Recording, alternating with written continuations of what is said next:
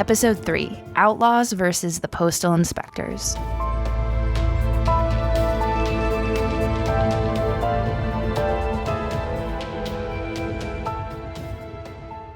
October 6, 1866, Seymour, Indiana. The Ohio and Mississippi railway train is pulling out of the station. It's going slow, maybe 3 miles an hour, but it's picking up steam. 3 gang members board at the last minute. They're not rushing, and they don't look nervous. One of them nods to the conductor like they've done this 100 times. Inside the Adams Express car, Messenger L.M. Miller is sorting through the safes. There are 2. The small one is already open. It has local deposits, about $16,000. The big one, the one bolted to the floor, that's the real prize. Nobody knows exactly how much is in there, but everyone knows it's substantial. Miller doesn't hear the footsteps behind him and doesn't see the crowbar until it's already swinging. The first blow catches him across the shoulder. He goes down. Then a second blow, then a third. They're not trying to kill him. They're just making sure he can't fight back, can't identify them later, can't do anything except watch. These are the Reno Brothers, locals who everyone knows are trouble. They've been robbing and stealing for years, but never anything like this. And they empty the small safe, stuff the bills into a canvas bag. $16,000 disappears in about 90 seconds, but they're not done. They can't crack the big bolted-down safe. So 2 of them grab it and start rocking it, back and forth, back and forth. The bolts are screaming, the floor is groaning, and L.M. Miller, bleeding on the floor, realizes what they're about to do. They tip the safe, they roll it to the door, and they throw it off the moving train. Over 300 pounds of iron and gold are gone, just like that. In the bushes below, more men are waiting. They've got tools, they've got horses, they've got time, because the train isn't stopping. It can't. Nobody on board even knows this is happening yet. By the time Miller can stand, or by the time he can tell someone, by the time anyone can send a telegraph or organize a posse, the Reno Brothers are already dividing up the take. And they have absolutely no idea what they've just started. Before this moment, robbing a train was somebody's problem. Local sheriffs, railway detectives, insurance investigators. But after this moment, it's about to become the federal government's business. And not because of the violence, not because of the money, but because of what was in that big safe. Mail. U.S. mail. Which means these guys in Seymour, Indiana, just accidentally invented federal law enforcement as we know it. They just created postal inspectors. And postal inspectors don't forget, don't forgive, and they sure as hell don't have jurisdictional boundaries. This is People of Agency. I'm Maia. I'm Aileen, and today we're breaking format. No timelines, no legislative deep dives, no boring institutional structural explanations. Today is train robberies, shootouts, vigilante lynchings, the bloodiest chapter in postal history. This episode will jump around a little more than we usually do, just so we can fit everything in. We'll be talking about 4 different high-stakes train robberies. And because these trains were mail trains, we're talking about, yes, you guessed it, the United States Postal Inspection Service. We'll be taking a sharp look at how corporate interests weaponized federal power under the banner of, quote-unquote, protecting the mail. Here's the thing that no one tells you about the Wild West. The good guys weren't always good. The bad guys weren't always bad. And the federal government was usually protecting the wrong people's money. So grab your stamps, because this one's a ride.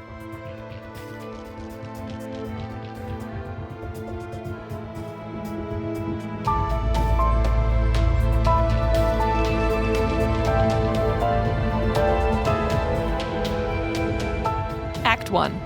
The Reno Gang and the Birth of Federal Power. Okay, so going back to October 6, 1866.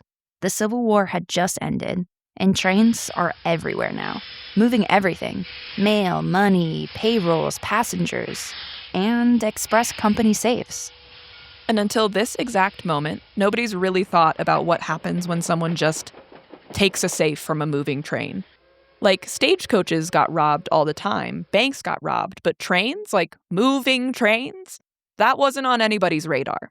What's about to happen is the first peacetime train robbery in American history. But before we talk about this robbery and how it changes everything, we need to talk about who's supposed to be preventing this. Because technically, there's already a law enforcement agency that should be handling mail crimes. Wait, in 1866? Well, and now we're going back. Remember the first episode when we talked about our colonial tech bro, William Goddard, the brother who kept dumping his debts and half-finished project on his absolutely legend of a sister, Mary Catherine Goddard? The man who's still spinning in his grave because he thought Benjamin Franklin got the top postal job he deserved? I mean, I did forget how much you dislike this man, but credit where credit is due, I suppose. He did kind of invent the Constitutional Post, the rebel mail system outside of Britain's mail service that was spying on the revolution. Sure, yeah. Credit to this man. Are you happy that I had to say that on the record, Maya? No. So after scooping the top mail job, Ben Franklin appointed William Goddard as the first postal surveyor back in 1775 as a condolence prize. Goddard's job was inspecting post roads, securing mail routes, and auditing postmasters. This was the birth of what would become the Postal Inspection Service. Wow, so that started a long time ago and is still going on today. That would make the Postal Inspection Service the oldest federal law enforcement agency. By far, predating the U.S. Marshals by 14 years, and Congress took mail theft seriously from the start. In 1792, they made it a capital crime, death penalty, for stealing letters. And I mean, that does seem a little extreme, but I'm assuming it's because of protecting commerce? Yep. Yeppers. Michael, what did I tell you about yeppers? Those letters sent in the mail contained business contracts, banknotes, land deeds. By 1850s, the job evolved. They're called special agents now. And in 1853, there are only 18 of them assigned across the entire country. 18 agents to cover every stagecoach, steamboat, and railroad carrying U.S. mail. So that math isn't mathing. That feels like not enough people. Maybe they're understaffed? Yeah, absolutely understaffed. But at this time, these agents are mostly doing audits, checking routes, investigating postal fraud, counterfeit money schemes, lottery scams, and postmasters embezzling funds. They're not gunfighters, they're bureaucrats. And I say this with the utmost respect. They're postal nerds. So when the Reno Brothers hit that train in 1866, the system was completely unprepared for this level of violence. The Reno Brothers just proved it wasn't. Frank, John, Simeon, and William Reno, plus a rotating cast of cousins and hired guns. They're white men from Seymour, Indiana. Everyone knows them, and everyone knows their trouble. So from where we left them, they hit the Adams Express card, beat L.M. Miller nearly to death. They take $16,000 from the small safe, the modern equivalent, about $350,000. That's real money. That's quit your day job and buy a horse ranch money. And we know they're not done. They throw the big safe off the train. That safe, according to later reports, might have had anywhere from $30,000 to $100,000 more inside. Probably more. Adams Express Company never confirmed the exact amount because admitting you lost that much money is actually bad for business. So the train keeps rolling. Miller, who is injured, eventually stumbles to the locomotive. The conductor telegraphs ahead, but by the time they get to the scene, the Reno Gang is hours gone. And here's what makes this a watershed moment. Nobody knows whose job it is to track them down. I'm picturing the Spider-Man meme of everyone pointing to each other. Yeah. The understaffed postal inspectors lack the training and resources necessary for a manhunt like this. The local sheriff, train cross county lines. Federal marshals, their jurisdiction is fuzzy. The railroad companies are screaming for help. The express companies are screaming even louder. And Congress is basically like, figure it out. This is like the government equivalent of let me ask my manager, except there is no manager.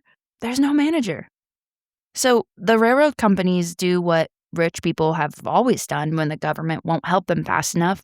They hire private security. Enter Alan Pinkerton. Okay, I know this name because of the Pinkerton Detective Agency. They're famous strikebreakers, union busters, and not exactly the good guys. Yes, and they're still around today. Alan Pinkerton was born in Scotland in 1819. As a young man, he was involved in radical pro-worker, pro-democracy politics, fighting for voting rights and labor protections. He flees to America in 1842 because he's about to get arrested. He works for a barrel maker in Chicago. And then, in 1847, he accidentally stumbles upon a counterfeiting ring while looking for lumber on an island. You literally cannot make this kind of thing up. You can't. He helps bust the counterfeiters. They were making fake currency. He gets famous. Chicago appoints him the first detective. And here's the crucial detail for our story. Around 1850, he becomes a special United States mail agent. Wait. So Pinkerton worked for the post office? He was a postal inspector. Before he was anything else, he went undercover to catch a corrupt postal employee in Chicago. And then the suspect turned out to be the Chicago postmaster's nephew. But Pinkerton didn't care. He got him charged anyways. It made national news. So he learned federal investigation techniques from the Postal Service, then went private and started selling those techniques to corporations. Exactly. And here's the tragic irony. This man who fled Scotland for fighting for workers' rights, by 1855, he's running Pinkerton's National Detective Agency. And within a few decades, Pinkertons become the most famous strikebreakers and union busters in America. He went from literal labor organizer to corporate enforcer. That's bleak. Yeah, so maybe it's a good thing I will never have any power because I don't want to know if I will abandon all of my values. So he's running Pinkerton's National Detective Agency. The logo is an unblinking eye. The motto is, "We never sleep." And that's actually where we get the term private eye. He's building databases, hiring the first female detective. He created the first rogues gallery of criminal photos and case files. He's basically inventing modern detective work as we know it. And when the Civil War starts, he becomes the Union's intelligence chief. He even allegedly stops an assassination plot against Lincoln in Baltimore in 1861. And if you want to learn more about Alan Pinkerton, and there's an episode for my other podcast, While I Laughed, episode 37, called Good Cop, Bad Cop, where we talk about some of Alan Pinkerton's shenanigans. Okay, so by 1866, when the Reno Gang hits that train, Alan Pinkerton is the most famous detective in America. And the railroad companies hire him because the federal government can't handle it. The railways pool their money. They want the Reno Brothers caught, tried, and hanged. They coordinate with local law enforcement across state lines using the telegraph. This is the first systematic interstate manhunt in American history. And how'd it go? Mixed. So they catch Reno first. He gets 25 years. But Frank, William, and Simeon keep hitting trains. 6 more robberies over the next 2 years. And initially, folks in Seymour protect them. They're hometown boys, and Seymour is a place that doesn't love big Eastern Railroad corporations. But that protection starts cracking. Each new robbery makes them harder to defend. And by 1868, they're a violent gang that's brought federal heat down on the whole region. By December 1868, Pinkerton's got Frank, William, and Simeon Reno in custody, along with Charlie Anderson. They're locked up in the New Albany, Indiana jail, awaiting trial. Different town, different county. away from their weakening circle of protection. Okay, so justice wins, they're caught, and they'll stand trial. The system works, right? Maia, do you remember earlier when I said this episode has vigilante lynchings? I do, because you started saying true crime things with train robberies, and then you said lynchings. So I went from being excited to a little sad really quickly. So, yeah. So let's give a content warning here. The next section describes a lynching and talks about lynching as a tool for white supremacist terror. It's a real historical event, and we're going to tell it honestly because erasing this violence doesn't serve anyone. But if you need to skip ahead 3 minutes or so, we understand. And we need to pause here and acknowledge something crucial about this moment in history. This is 1868, Reconstruction. Lynching is an epidemic across the South, used predominantly as a tool of white supremacist terror against Black Americans. Thousands of Black people will be murdered by white mobs over the next few decades, and that's the context we're in. And even though the Reno Brothers are white men, the vigilante mob violence that kills them is part of that same culture of extrajudicial murder. The difference is that white criminals occasionally faced mob justice, while Black Americans faced it for existing, for trying to vote, for trying to get economic success, and for imagined offenses, essentially just for being Black. We can't talk about lynchings in 1868 without naming that reality. The mob that kills the Renos is operating in a country where vigilante violence is normalized, racialized, and used as a tool of social control. So it's December 11th, 1868, around 10 p.m., and 100 men approach the New Albany jail. They're wearing red masks. Some sources call them the Jackson County Vigilance Committee. Some call them the Scarlet Mask Society. Vigilance committees were common across the frontier. They were extrajudicial groups claiming to enforce order when they felt like the law wasn't working, or wasn't working for them. They operated with no oversight, no due process, but that doesn't mean they're not organized. They've got weapons and they've got a plan. The mob storms the jail. The guards barely resist. Some historians think the guards were paid off, and some think that they were sympathetic. Either way, the cell doors open fast. They drag Frank Reno out first, then William, then Simeon, then Charlie Anderson. 4 men. They take them to the jail corridor, and they hang them. All 4 in the jail, while Pinkerton's men are in the building. By most accounts, Frank Reno fought. He was a big man. It took multiple people to subdue him. His brothers went quieter. Maybe they knew it was over. Maybe they were in shock. We have newspaper records from the next day describing the scene. The bodies were left hanging as a message. And the authorities? Nobody's charged. Nobody's arrested. The coroner rules it death by persons unknown, which is bureaucratic speak for we're not even pretending to investigate. And it's not over. Earlier that year, 3 other Reno Gang members, or suspected members, were lynched at a place that became known as Hangman's Crossing. So the total body count, 10 people. The Reno Gang is wiped out through vigilante violence. John Reno, the brother who is already in prison and serving 25 years, he's the only one who lives. Eventually he gets out, gets convicted of counterfeiting later, but he survives. This created an international incident, right? Yes, because some gang members fled to Canada, which was part of the British Empire then. The U.S. requested extradition, promising fair trials under American law. Then those suspects get lynched by mobs.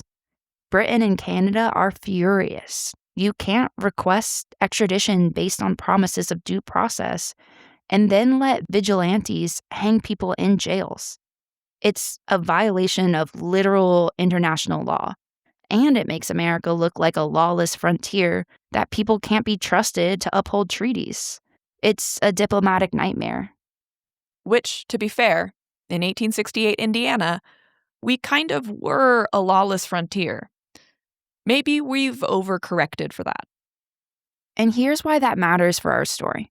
This case proves 3 things. 1, train robberies is profitable enough to inspire copycats. Jesse James is watching this. Put a pin in that. Every would-be outlaw sees the Renos pull down hundreds of thousands of dollars.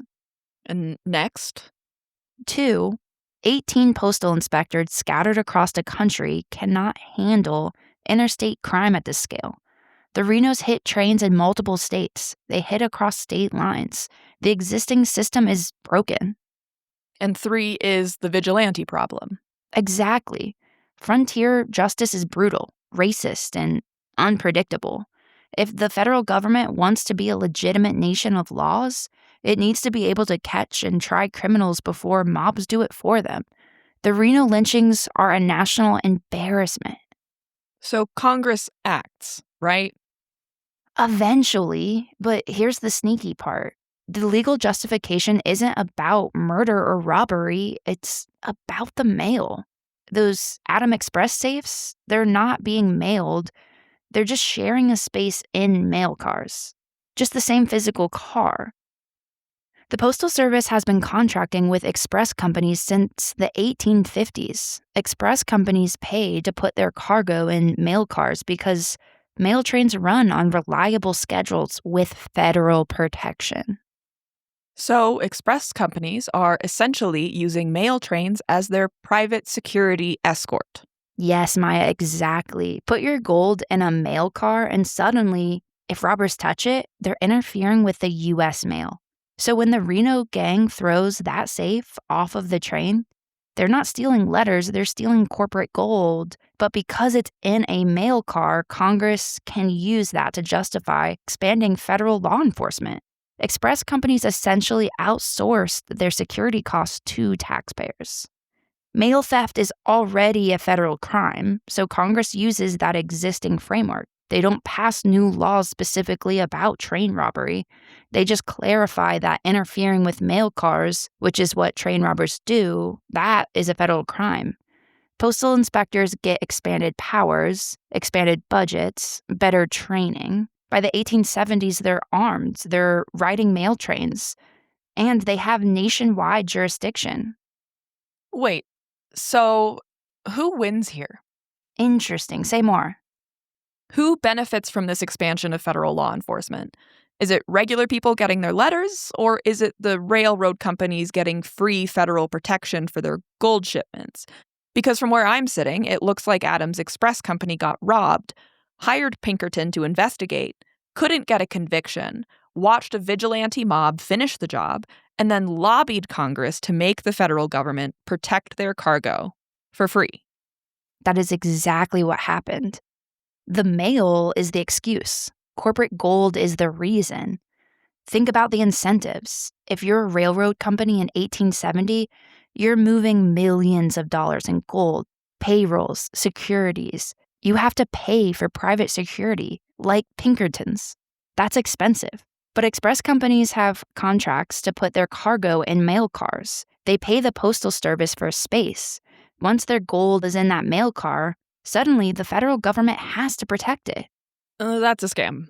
And it works. By 1870s, armed postal inspectors are riding mail trains, making arrests, chasing outlaws across multiple states and territories. And yes, they're protecting letters and newspapers. They're also protecting Wells Fargo strongboxes and bank shipments and mining company payrolls. Okay, and I'm trying to be fair here, isn't mail protection a legitimate public good? Like, people depend on those letters. Businesses depend on that service. Absolutely. And that's the complexity. Because postal inspectors do the important work. They catch actual mail thieves. They investigate fraud. They protect election materials like absentee ballots. They make it possible for people in rural Montana to communicate with family in New York, and that matters. But the reason they get guns and badges and nationwide jurisdiction isn't because farmers need their letters. It's because mining companies need their gold protected. Yes, and we can hold both of these truths. The postal inspectors who came out of this system, and we're going to meet some of them later in the episode, they're brave, they're skilled. Some of them die in the line of duty protecting the mail. But the system they're serving is designed to benefit corporate interest first, then public interest second. So when we talk about defunding public institutions today, or privatizing services, or letting corporations handle things like the government used to do. We're not inventing something new. We're returning to this exact moment, when railroad companies hired their own police, when express companies bought federal protection, when the line between public power and private profit was extremely negotiable, and when that negotiation always seemed to benefit the same people. The Reno Brothers were murderers. They were. They beat a man half to death, they robbed a train, and they terrorized the Midwest. They did. And they got lynched by a mob instead of facing trial. So nobody wins here. Not the victims, not the rule of law, not democracy. Just the corporations who used this crisis to expand federal power in their favor. And that's what we're tracking this season. How institutions get built, whose interests they serve, and what happens when we forget to ask those questions. Okay, so the Reno Gang is done. Postal inspectors now have nationwide authority and federal backing. Surely this means that the train robberies stop, right? The system works now? Oh, Maia. It's 1873, and Jesse James just learned something very important from watching what happened to the Renos. And what was that? Get yourself a good publicist.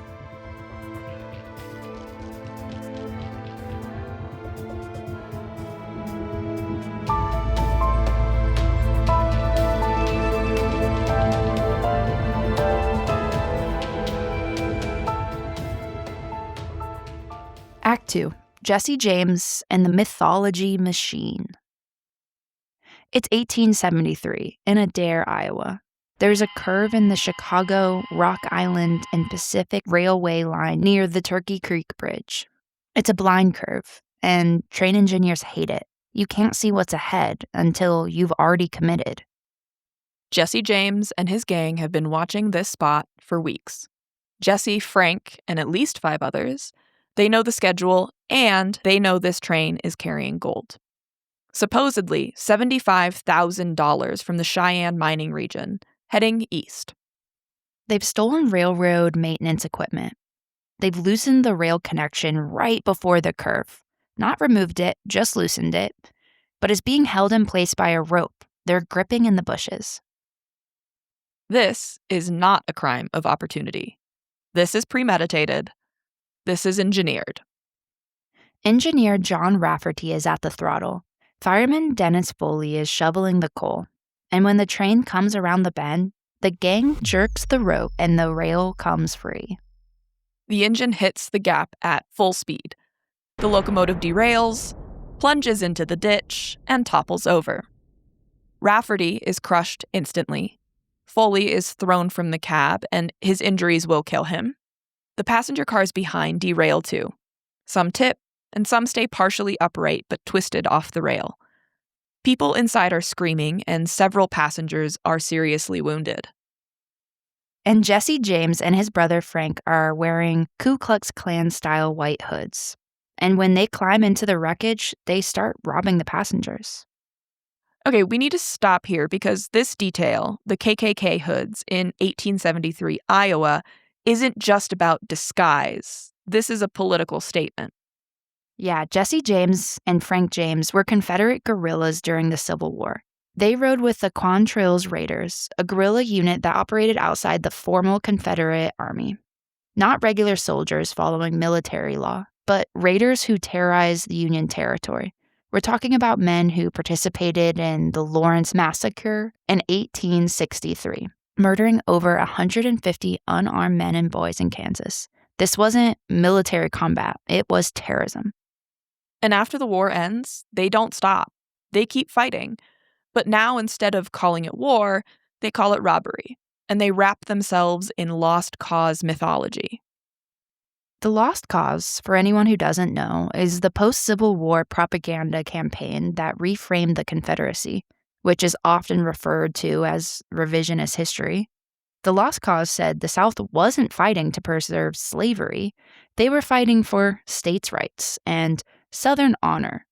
It romanticized plantation life, glorified Confederate soldiers as noble martyrs, and positioned Reconstruction as Northern tyranny, oppressing innocent Southerners.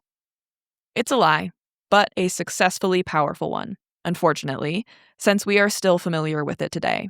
And Jesse James weaponizes it. So when he wears a KKK hood while robbing a train in 1873, he's not hiding his identity. He's signaling his allegiance. The Klan is at peak power during Reconstruction.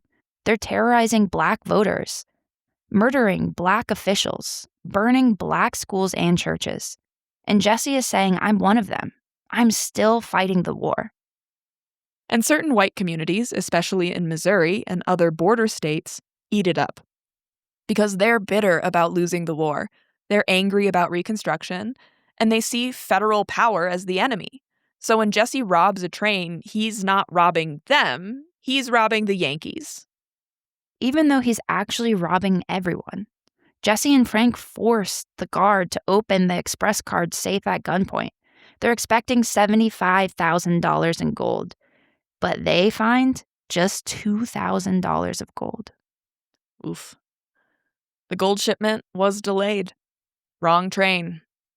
So that's when they go car to car robbing passengers, watches, wallets, jewelry. 2 men are dead, passengers are wounded, and Jesse escapes. This is where the Reno Brothers' story diverges sharply. The Renos got hunted down and lynched in less than 2 years. Jesse James will rob trains, banks, and stagecoaches for 9 more years. Why? He had something the Reno brothers never had, a publicist.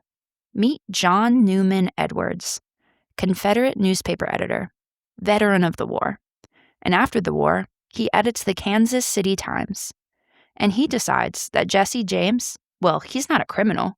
He's a lost cause martyr. The Southern gentleman driven to the outlaw life by Northern persecution. Edwards writes editorials comparing Jesse to Robin Hood. He publishes letters allegedly from Jesse explaining his side. After robberies, Jesse sometimes leaves notes at the scene. Literal press releases. Quote, "We are being persecuted for our Confederate loyalties. We only rob from the corrupt railroads and banks that are oppressing honest Southern folk." He's doing narrative management, and it works. Newspapers across the country pick up the stories. Dime novels publish fictionalized versions where he's the hero. People are starting to argue whether robbing a train is even really a crime if you're a Confederate victim of Northern aggression. But surely the authorities see through this. And some do, but here's the problem. Jesse's base of support is in Clay County, Missouri, Confederate sympathizing communities. When postal inspectors or marshals come asking questions, no one talks. When sheriffs form posses, groups of deputized citizens, to chase them, somehow, Jesse always knows ahead of time. He's got political protection, and it's explicitly tied to white supremacy and Confederate identity. The same communities shielding Jesse are often the same ones participating in Klan violence. What are the postal inspectors doing during this time? Losing their minds. They have federal jurisdiction now. They can track his movements, but they can't catch him because the community shields him. And the railroad companies are furious. They're expecting federal protection. Missouri Governor Thomas Crittenden eventually puts up a $10,000 reward, dead or alive. But even that doesn't work for years, because Jesse's not hiding. He's living openly. He attends church. He goes to town. And nobody turns him in because the lost cause mythology and his PR campaign says he's not a criminal, that he's a rebel hero. Until someone decides $10,000 is worth more than the cause. In 1882, Jesse is living under an alias in St. Joseph, Missouri. He's planning another robbery. 2 gang members, Robert and Charles Ford, are at his house. Jesse takes his gun off the belt. Some say to straighten a picture. Some say to dust furniture. And the moment he's unarmed, Robert Ford shoots him in the back of the head. And he claims the reward, becomes immediately famous, and also immediately hated. There's a song written about it. Quote, "The dirty little coward who shot Mr. Howard." Robert Ford is labeled a traitor for killing a man who murdered train engineers and wore a KKK hood. That's the power of mythology. Jesse James derailed a train, killed John Rafferty, killed Dennis Foley, wounded passengers, used racial terror, and his death is framed as a tragedy. He gets folk songs, movies, a whole mythology himself. Meanwhile, the postal inspectors who spend 9 years trying to bring him to justice? Footnotes. So what happened to Frank James, Jesse's partner in crime and brother? Frank surrendered after Jesse died. He was put to trial and acquitted. The jury couldn't convict him. He retired from crime, and he ran a Wild West show and died peacefully in 1815. He literally made money reenacting his crimes for audiences. Why are we okay with this? Because the mythology says he was robbing from the rich, but he wasn't. He robbed a mail train carrying letters from regular people. He killed working-class engineers and firemen. He terrorized passengers. He aligned himself with the Klan and Confederate violence. The only reason he gets remembered as anything other than white supremacist murderer is because he had a good publicist and the right political protection. And because the people he was robbing, the railroad companies, were also kind of villains. Exactly, that's the trap. The railroads are corrupt. They are. They were charging farmers brutal rates, manipulating markets, buying politicians. So when Jesse robs them, people cheer. Meanwhile, those same corporations are lobbying Congress to expand law enforcement to protect their gold shipments. So you've got two groups claiming to be fighting for the people, while both are actually serving elite interests. So what's the Postal Service learning from this? That they need more resources, better coordination, and that they're fighting two battles, one against criminals and one against the mythology the criminals create. You can have all the federal authority in the world, but if the public thinks that you're a villain and the Confederate outlaws the hero, you're gonna lose.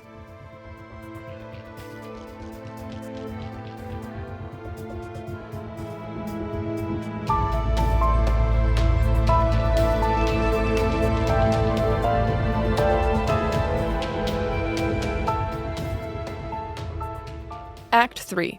When too much dynamite met modern investigation. Okay, fast forward a few decades. It's 1899 in Wilcox, Wyoming at 2:15 a.m. 6 masked men flag down Union Pacific Overland Flyer number 1, which is a train. They're wearing white napkins as masks, possibly stolen from a local restaurant. They commandeer the train and blow up a bridge behind them with dynamite to prevent pursuit.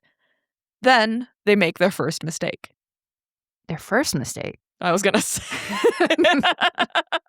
They place a dynamite charge on the baggage car door, but it's way too much. The explosion wrecks the entire car, blows the roof off, sides out. Portions were found 150 yards away. They blow up the safe itself. The explosion destroys it completely and damages the surrounding cargo, including a crate of raspberries. Raspberry juice sprays everywhere. It stains the bills. In the chaos, they don't notice. They grab between $30,000 and $60,000 and run. But those stained bills are about to ruin their lives. Because this isn't 1866 anymore. Union Pacific Chairman E.H. Harriman coordinates the response using a technology that is brand new. The telephone. He's calling sheriffs, postal inspectors, and Pinkerton agents across multiple states in real time. It's the first major criminal pursuit coordinated by telephone. So postal inspectors arrive early, and they're not just asking questions. They're using techniques that didn't exist 20 years ago. The first one being forensic evidence collection at the scene. They photograph the destroyed mail car. They catalog exactly what was stolen. Not just the amounts, but the specific bills with recorded serial numbers. They collect physical evidence using fragments of the raspberry crate. The raspberry stains become a forensic marker.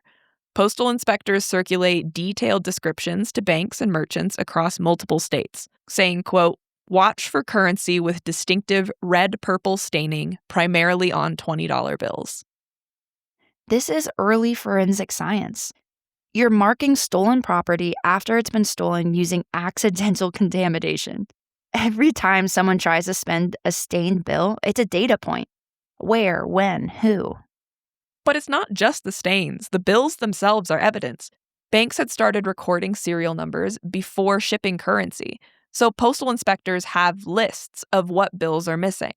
They're watching every bank deposit, every large purchase, and building a financial map. And this is the evolution. 20 years ago, when the Reno Brothers robbed that train, investigators had to literally chase people. Now they're chasing the money.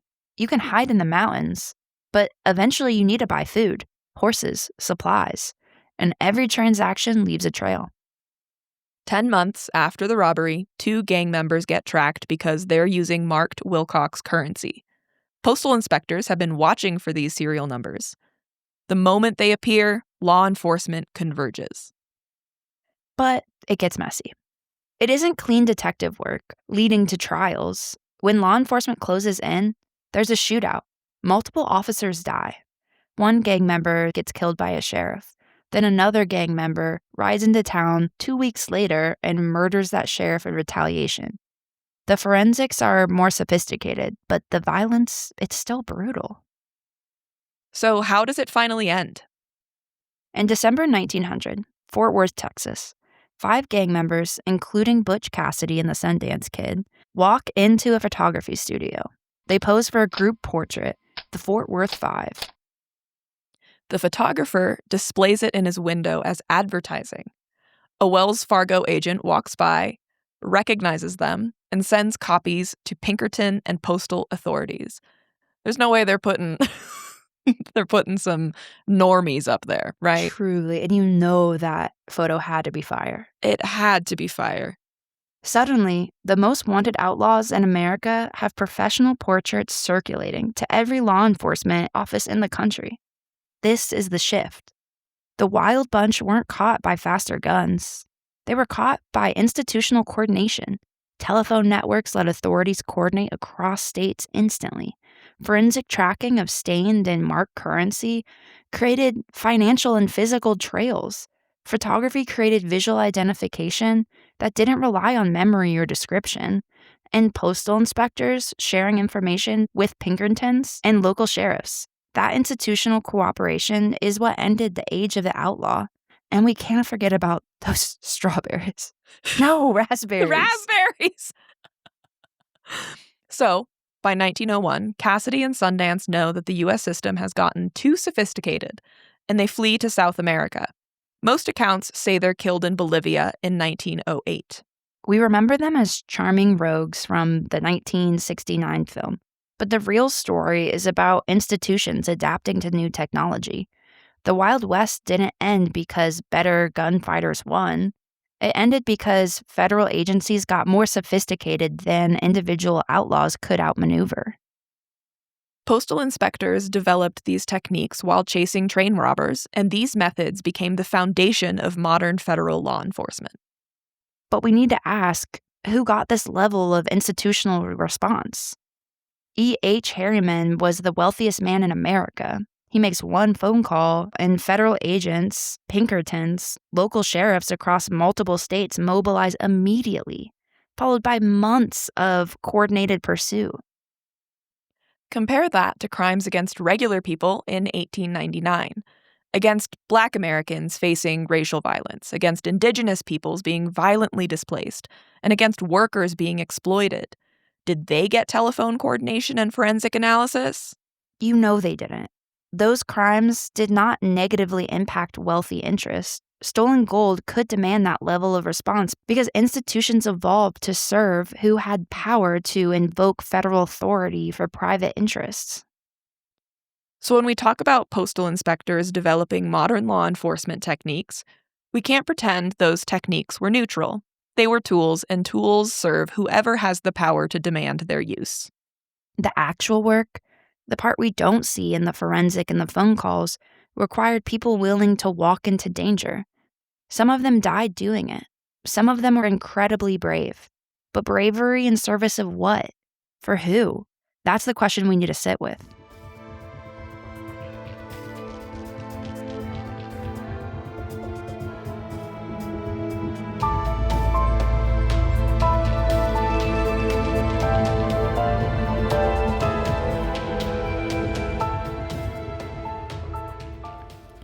Act 4. The Christmas Eve Shootout. Christmas Eve, 1893. Elliott Indian Territory train station. The Rodgers Gang hits a mail train, spends 90 minutes ransacking it, and by the time they ride off, it's Christmas morning. Postal Inspector W.P. Houk arrives Christmas evening. Local law enforcement thinks it's the Reno Gang. Houk investigates, examines the scene, interviews the crew, and analyzes the methodology. He reaches a different conclusion and tracks down Bob Rodgers. So, Rodgers' father confesses, Bob wants clemency, and promises to cooperate, and they make a deal. On January 14th, Hawk and Deputy Marshal meet with Bob to capture the rest of the gang. They're in the middle of shackling one suspect when Rodgers runs away, betrays them. So, Houk and Smith devise a new plan. Night of January 21st, they walk 10 miles to position themselves near the gang's hideout. 10 miles! At night. Carrying weapons, no backup. Around 2:30 a.m., they're in position. They wait in the cold and dark until dawn. Then, they launch their ambush. 2 gang members are killed in the shootout, 2 arrested. One of the arrested returns to crime immediately and is killed by authorities 2 months later. Hawk and Smith survive.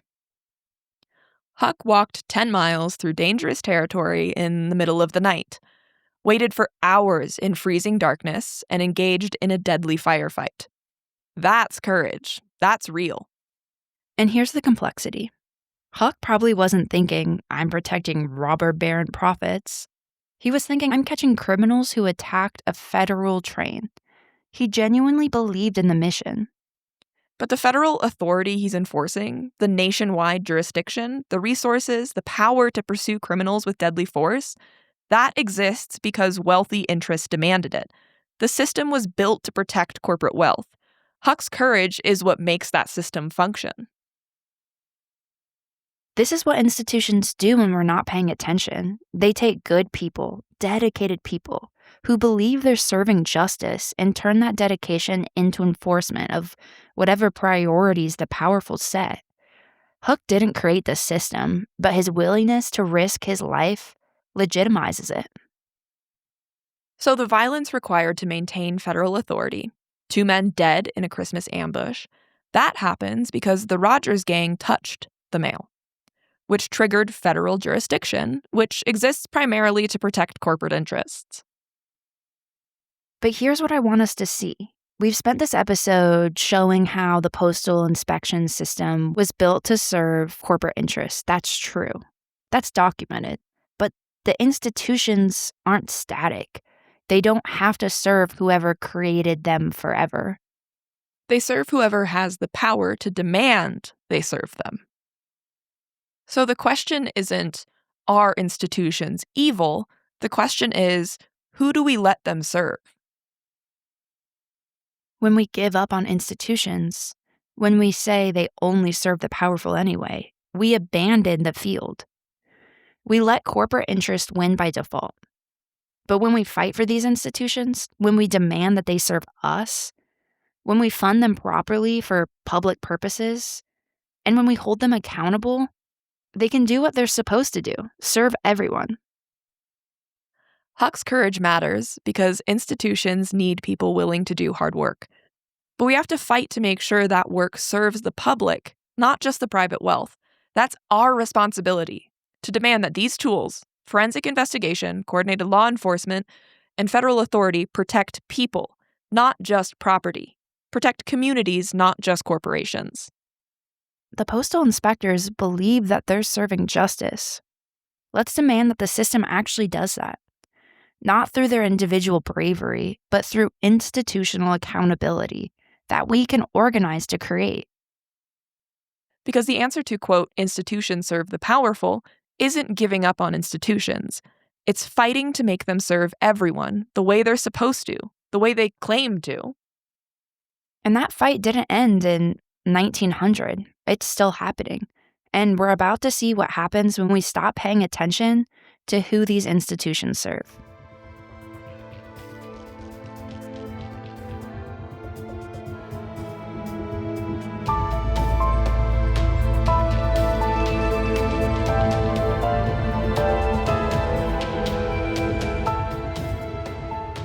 Act 5. The fight over who institutions serve.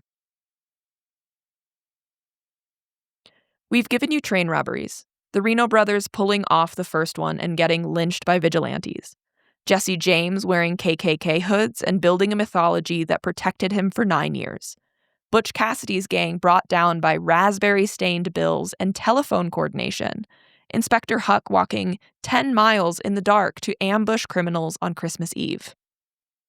And I want to pull the camera back and ask, what story does America tell itself about this period?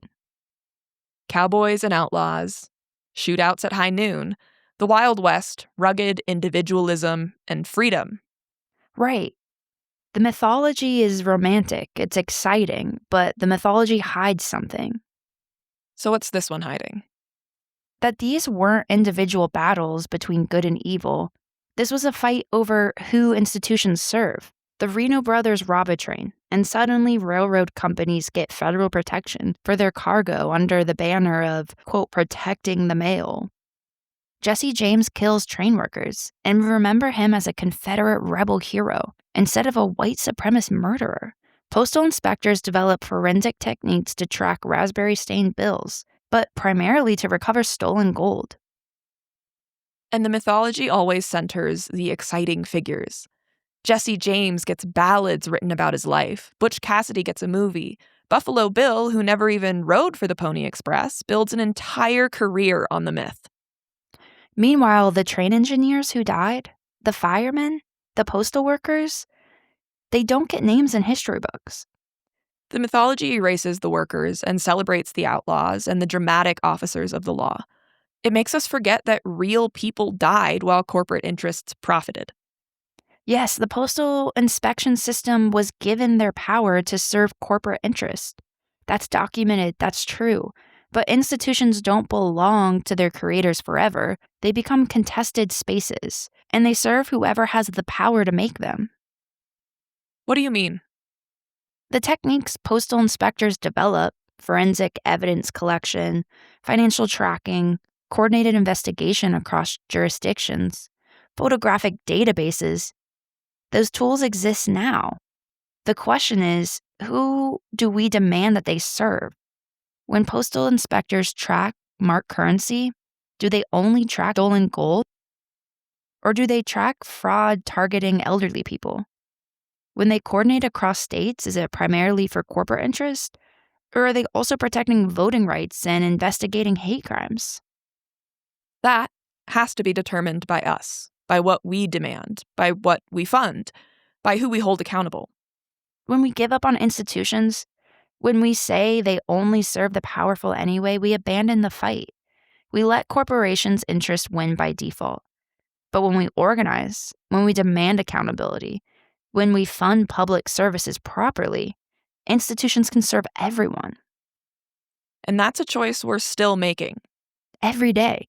And we can't talk about postal cops without talking about policing, because the Postal Inspection Service is America's oldest federal law enforcement agency.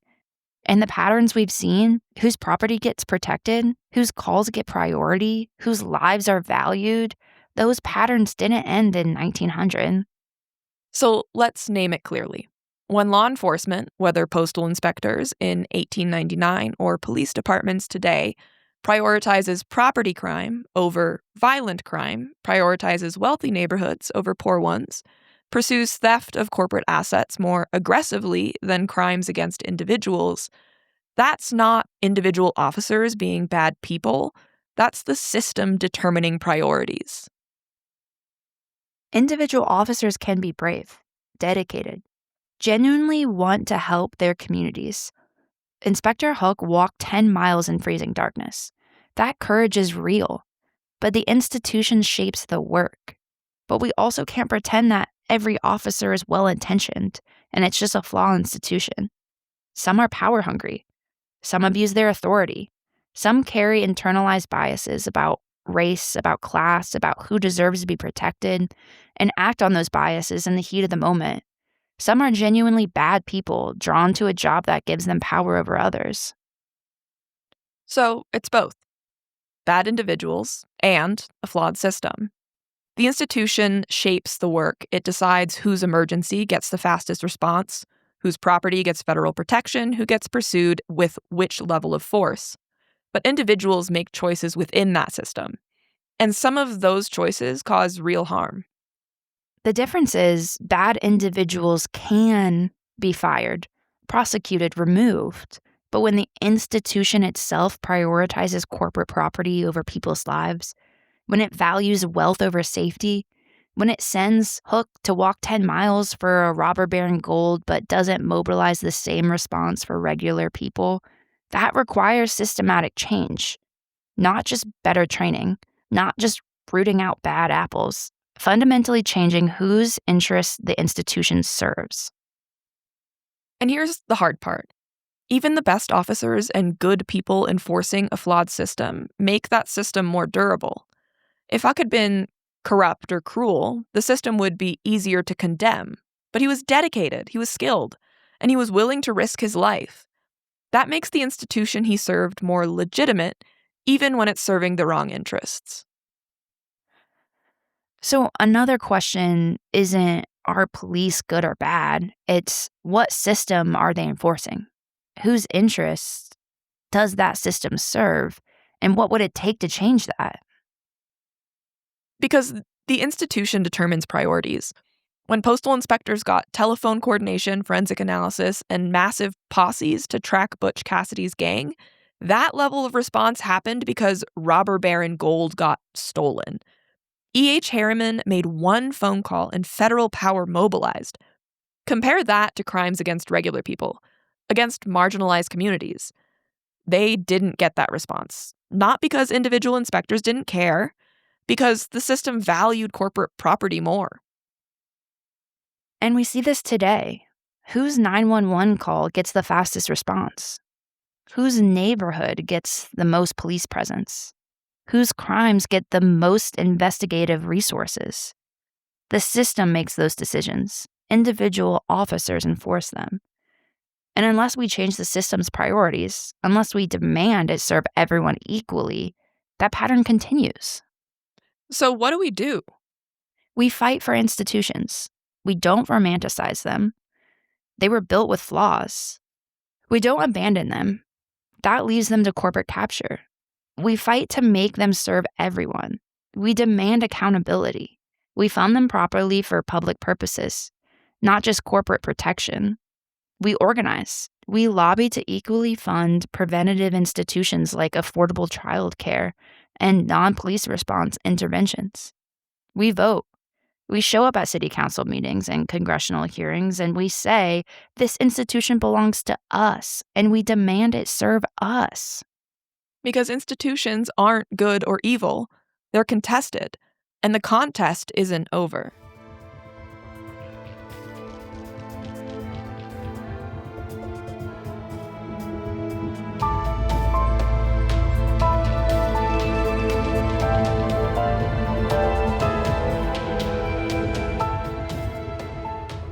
Next episode, we'll be talking about rule-free delivery and how it transforms American agriculture. The Postal Service briefly delivers a live human baby through the mail. And a Black woman named Minnie M. Cox turns her small-town post office into a civil rights battleground, forcing Theodore Roosevelt to choose between political expediency and principle. Thanks for listening. See you next time.